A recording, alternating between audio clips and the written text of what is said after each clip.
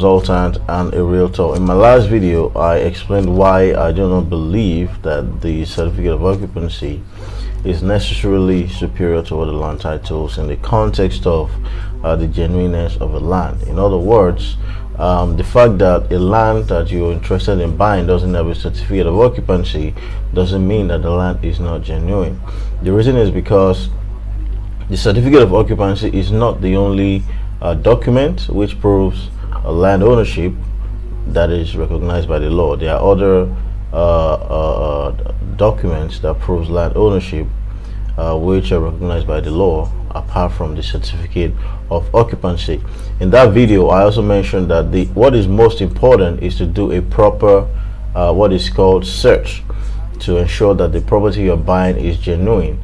All right, so when you want to buy a land, you engage a lawyer or a surveyor or any other professional that is involved in land search to help you do a proper search, and they can certify and tell you that okay, this land is good, and you can go ahead and make a purchase. Right now, today I want to talk about title perfection. Okay, now after buying a piece of land, okay, you want to take the next step of perfecting your title. Now, what does title perfection mean? Now, according to the Land Use Act, okay, it is required that after you purchase a land, that you go ahead to, there's what is called stamping, and then you register the transaction with the land registry, and then you obtain the consent of the governor. As a matter of fact, the Land Use Act says that you cannot transfer land ownership from one party or one person to the other without the consent of the governor. That is what the law says. All right, another thing is this, okay, when you perfect your title, it registers your status as the rightful owner of that property. Okay, when you pay for a property, your interest on that property is only in equity, okay, but not legal yet.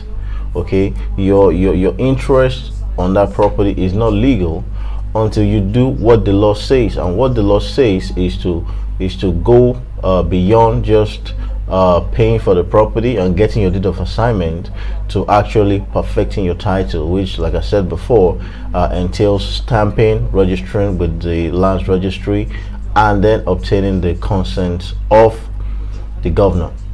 Right, now another good part with let me give you one of the good things or one of the advantages of perfecting your title. I'm sure many of you have heard about cases where somebody buys a land from someone, and after a while, you know, the people resell the land to another person, you know, or they move, you know, the person from the location that was initially allocated to the person to another location.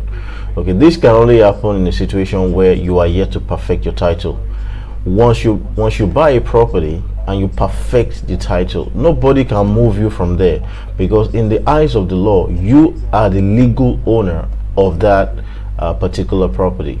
Okay, now a lot of people do not know this, and a lot of people do not take title perfection seriously. But if you are looking to buy land, even, you know, houses and what have you, you must also be planning towards perfecting your title, so that in the eyes of the law, you become the legal owner of that property. And when anybody goes to do a search on that property, they find that the land is already encumbered by you, okay, and nothing else can be done about it. Nobody can come and take your land away from you. For further inquiry on this, you can speak to me or reach out to your lawyer. Thanks for watching. See you again.